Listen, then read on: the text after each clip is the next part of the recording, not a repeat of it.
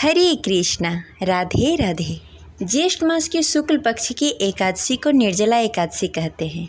इस एकादशी को भीमसेनी एकादशी भी कहते हैं। इस दिन जल का सेवन करना वर्जित होता है।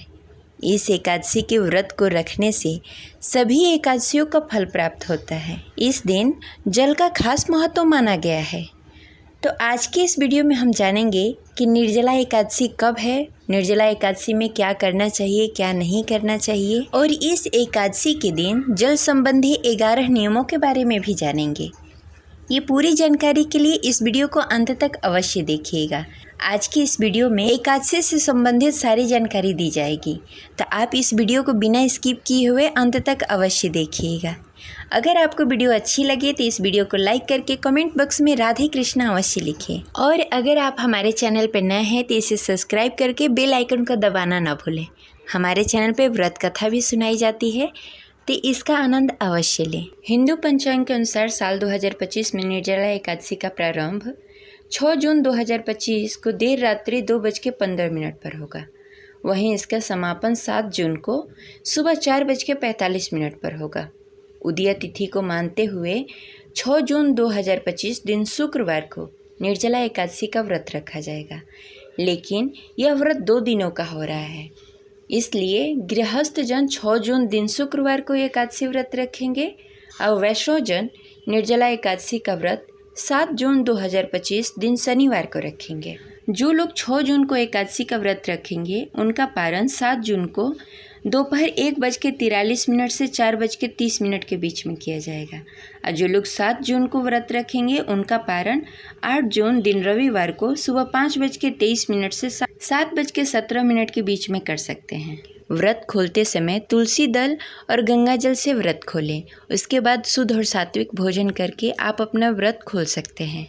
अब चलिए जानते हैं कि एकादशी व्रत के क्या नियम है, एकादशी के दिन क्या करना चाहिए, क्या नहीं करना चाहिए, और एकादशी में खास तौर से निर्जला एकादशी के दिन जल से संबंधित 11 क्या नियम हैं, विस्तार पूर्वक जानते हैं। तो इस एकादशी के दिन बिना जल के व्रत किया जाता है। ऐसा करने से वर्ष की सभी एकादशियों का फल मिलता है, वहीं पूरे वर्ष शुभ परिणाम प्राप्त होते हैं। शास्त्रों के अनुसार निर्जला एकादशी व्रत में सूर्योदय से लेकर दूसरे दिन सूर्योदय तक जल का त्याग करना होता है, और अगले दिन यानी कि द्वादशी के दिन पूजा करने के बाद पारण के समय जल ग्रहण किया जाता है। शास्त्रों में यह भी उल्लेख मिलता है, संध्या उपासना के लिए आचमन में जो जल लिया जाता है उसे ग्रहण कर सकते हैं, उसके अलावा आप जल ग्रहण नहीं कर सकते हैं। निर्जला एकादशी के दिन गौदान किया जाता है। अगर आप गौदान नहीं कर सकते हैं तो इस दिन जलपान जरूर कराना चाहिए। ज्येष्ठ मास वैसे भी तपता है, तो जगह जगह पर प्याव लगाना चाहिए, लोगों को पानी पिलाना चाहिए। ये पुण्य का काम होता है। इस दिन जल में वास करने वाले भगवान श्रीमन नारायण विष्णु की पूजा की जाती है। पूजा करने के उपरांत दान पुण्य का कार्य कर समाज सेवा की जाती है। ऐसा करने से पितृदोष दूर हो जाते हैं, साथ ही चंद्रदोष भी दूर हो जाता है। इस दिन गंगा स्नान करने का महत्व है। अगर आप गंगा जल में जाकर स्नान नहीं कर सकते हैं तो घर के जल में गंगा जल मिलाकर आप स्नान कर सकते हैं। इस दिन जल के देवता वरुण देव की पूजा भी की जाती है। इस दिन श्री हरि विष्णु के साथ माता लक्ष्मी की पूजा करें। एकादशी तिथि के देवता हैं विश्वदेवगण, उनकी पूजा भी करनी चाहिए। इस दिन श्री कृष्ण की पूजा भी करनी चाहिए।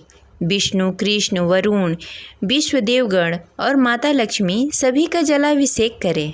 यदि आप उपरोक्त उपाय नहीं कर सकते हैं तो इस दिन पीपल के पेड़ में जल अर्पित करनी चाहिए, उनकी विधिवत पूजा करें। ऐसा करने से कर्ज से मुक्ति मिल जाती है।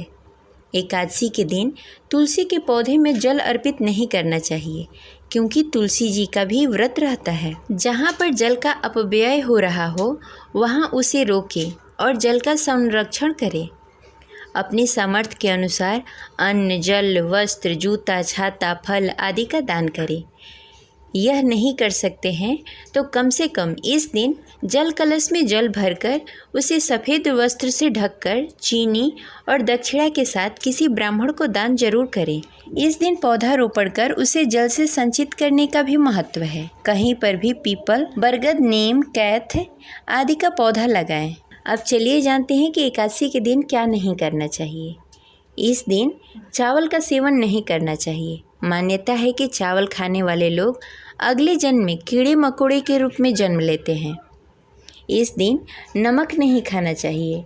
नमक खाने से एकादशी और बृहस्पति का फल नष्ट हो जाता है, इसलिए इस दिन सात्विक और फलाहार ही भोजन करें। इस दिन मसूर की दाल, मूली, बैगन, प्याज, लहसुन, सलजम, गोभी और सेम की सब्जी नहीं खानी चाहिए। एकादशी व्रत के एक दिन पहले यानी कि दशमी के दिन से ही भोजन पर ध्यान देना चाहिए। तामसिक भोजन, मांसाहारी भोजन का सेवन नहीं करना चाहिए। कोई भी नशीले पदार्थ का सेवन नहीं करना चाहिए। एकादशी के दिन ब्रह्मचर्य जीवन का पालन करना चाहिए। एकादशी के दिन तुलसी में जल अर्पित नहीं करना चाहिए और न ही उसे छूना चाहिए। तुलसी पत्ता तो बिल्कुल नहीं तोड़ना चाहिए। तुलसी दल आप पहले ही तोड़कर रख सकते हैं। व्रत के दिन किसी से भी झूठ नहीं बोलना चाहिए, न किसी के बारे में बुरी बातें सोचनी चाहिए और न ही बुरी बात कहनी चाहिए। इस दिन क्रोध भी नहीं करना चाहिए। ज़्यादा से ज़्यादा समय भगवान का कीर्तन करना चाहिए और भगवान में ध्यान लगाना चाहिए। इस दिन बाल और नाखून नहीं काटना चाहिए। स्त्रियों को एकादशी के दिन बाल नहीं धोना चाहिए। ये रही आज की जानकारी। आशा करते हैं आपको अच्छी लगी होगी। अगर आपको कुछ भी पूछना हो तो आप कमेंट बॉक्स में कमेंट करके पूछ सकते हैं। मिलते हैं अगले वीडियो में। तब तक के लिए हरे कृष्णा, राधे राधे।